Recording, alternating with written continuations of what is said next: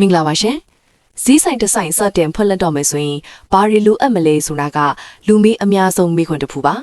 ဒီကနေ့မှာတော့ဈေးဆိုင်ဖွင့်မှုအတွက်အခြေခံလိုအပ်ချက်တွေနဲ့လိုက်နာရမယ့်စည်းကမ်းတွေကိုအချင်းချုပ်ရှင်းပြပေးထားမှာဖြစ်ပါတယ်ရှင်ပထမဆုံးအနေနဲ့ license လျှောက်ထားဖို့အတွက် license လျှောက်သူဟာဘွဲရကျဥဖြစ်ရပါမယ်ဘွဲလက်မှတ်မိသူအကျင့်စာရိတ္တကောင်းမွန်ကြောင်းထောက်ခံစာနဲ့ကျန်းမာရေးထောက်ခံစာတွေလိုအပ်ပါတယ်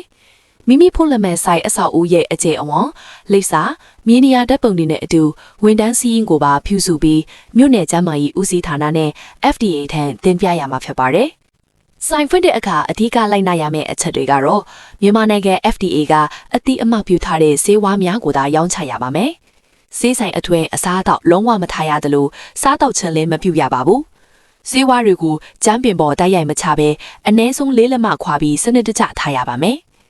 ဆိုင်တွင်းအပူချိန်ကို30ဒီဂရီအောက်မှာပဲရှိနေအောင်ထိန်းထားရမှာဖြစ်ပြီးလိုအပ်ရင်အဲကွန်းတဆင်ရပါမယ်။အေးလန်းချောင်းနဲ့ထားရမယ့်ဈေးတွေကိုတီးတန့်ရေခဲတက်တာထဲမှာအပူချိန်ကတိအကျနဲ့ထားရမှာဖြစ်ပြီးအဲ့ဒီရေခဲတက်တာထဲမှာတခြားဘယ်ပစ္စည်းမှရောနှောမထားရပါဘူး။ဒါ့အပြင်အင်္ဂလိပ်ဈေးတိုင်းရင်းဈေးနဲ့တရိတ်ဆန်ဈေးတွေကိုကောင်တာတစ်ခုစီတီးတန့်ခွဲခြားထားရှိရပါမယ်။